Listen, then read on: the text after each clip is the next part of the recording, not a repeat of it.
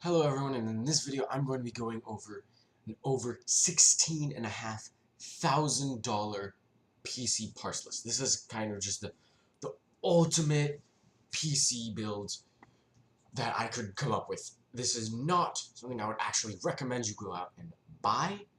Even if you have the money, this is just completely ridiculous, and you can get other options that will have very similar performance for a fraction of the cost. But this is just kind of like an all-out, just super awesome rig, just for the hell of it. So, yeah, you can already kind of tell. Let's start with the CPU. We've got two Intel Xeon E5 2687WV3 processors. So, what I wanted is the highest core count processor that was over 3 gigahertz, and I wanted dual processors, so we had to go with Xeon on the Intel lineup. And so the highest we could get was 10 cores at 3.1 gigahertz.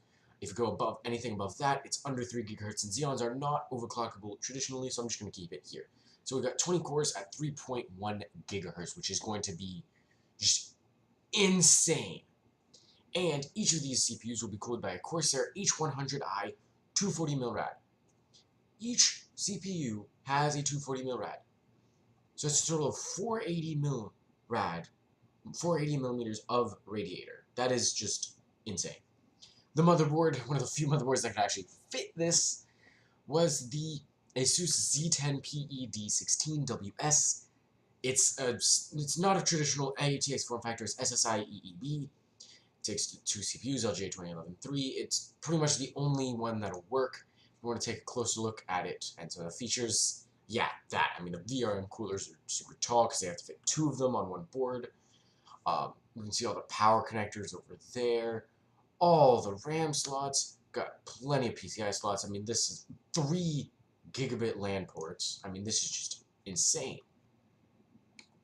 Supports up to a terabyte of memory, although we're not going to be putting that much in there. We're only going to be putting in 128 gigabytes of Kingston DDR4 registered memory. So, yeah, 128 gigabytes. Even though we're trying to do just an all-out build, let's be somewhat kind of reasonable-ish. We'll cap it at 128. Storage, we have a Samsung 960 Pro 2TB M.2 drive. So this is NVMe. This would be the main boot drive. That's why it's only 2 terabytes, but it's the fastest one. And then we have four 4TB 850 EVO drives. So you can put those in like a RAID 5 or something like that. I'm not saying you can, because you shouldn't really get with this, but theoretically in this situation, RAID 5 would be a good idea. You could have 2 terabytes of super fast storage, and then an extra 12 terabytes of safe yet also very fast storage. So obviously this is a workstation build. You'd have a lot of footage and data going on these drives, and this would eliminate the need for a server when working on larger projects. GPUs, we obviously have to go 1080 Ti's as the best round. We've got two Asus Strix 1080 Ti's. Enough said, a Phanteks Enthuse Series Primo Aluminum ATX full tower case is just, I mean, we gotta fit that massive motherboard and the 480 mils of radiators. So this seemed like a fitting case choice.